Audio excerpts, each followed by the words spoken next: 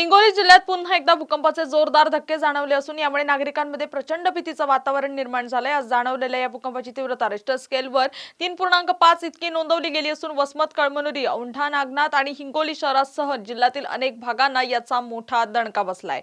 सुदैवाने यात कोणतीही जीवितहानी झालेली नसली तरी सततच्या या धक्क्यांमुळे जिल्ह्यात पुन्हा एकदा चिंतेचं सावट पसरलंय।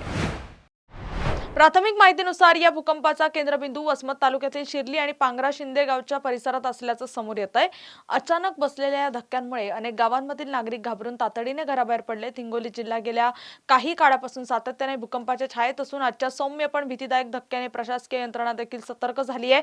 सुदैवाने कुठेही मालमत्तेचं मोठं नुकसान झाल्याचं वृत्त नाहीये, मात्र वारंवार होणाऱ्या या भूगर्भीय हालचालींमुळे स्थानिक रहिवाशांमध्ये कमालीची घबराट पसरली आहे।